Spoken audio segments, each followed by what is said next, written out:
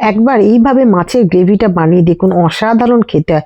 এখানে আমি salmon fish নিয়েছি, আপনারা যে কোনো মাছ নিতে পারেন, ভেটকি, কাতলা, যা খুশি নিয়ে ভালো করে নুন হলুদ মাখিয়ে সমস্ত মশলাপাতি নিয়েছি, জোগাড় করে নিয়েছি, পেঁয়াজ, আদা, রসুন, টমেটো সমস্ত নিয়ে একটা পেস্ট বানিয়ে নিয়েছিলাম। তারপরেতে গরম মশলা দিয়ে পেস্টটা দিয়ে দিলাম, দিয়ে ভালো করে কষাতে থাকবো। যে কোনো রান্না ভালো করে কষাতেই হবে, কষিয়ে কষিয়ে ভালো করে যখন দেখবো কষানো হয়ে গেছে, সমস্ত শুকনো মশলাগুলো আমি এর মধ্যে একটা একটা করে দিতে থাকলাম। দেখুন শুকনো মশলাগুলো দিয়েও ভালো করে বেশ করে কষিয়ে নেবো যতক্ষণ মশলার গন্ধটা না যাচ্ছে। এইবার মোটামুটি আমার কষানো হয়ে গেছে। এবার নুন তো দিতেই হবে, নুন চিনি যা দেবার দিয়ে দেবেন অল্প অল্প করে, ব্যাস রেডি। ঢাকা দিয়ে দিয়ে রান্না করছিলাম, রান্না করে ওপর থেকে একটু গরম মশলা দিয়ে দিলাম, দিয়ে ব্যাস আরো একটু কষিয়ে নিলাম। কষিয়ে নেওয়ার পর এইবার দেব নারকোলের দুধ।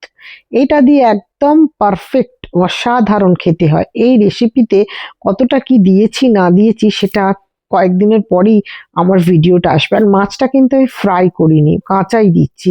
বিশ্বাস করুন খেতে অসাধারণ হয়, একবার হলেও ট্রাই করে দেখতে পারেন জিনিসটা কিরকম খেতে হবে। ফুটে গেছে মাছটা, বেশিক্ষণ টাইম লাগলো না, উপর থেকে একটু ঘি ছড়িয়ে দিলাম, ব্যাস দিয়ে ভালো করে নাড়াচাড়া করে রেডি সার্ভ করার জন্য।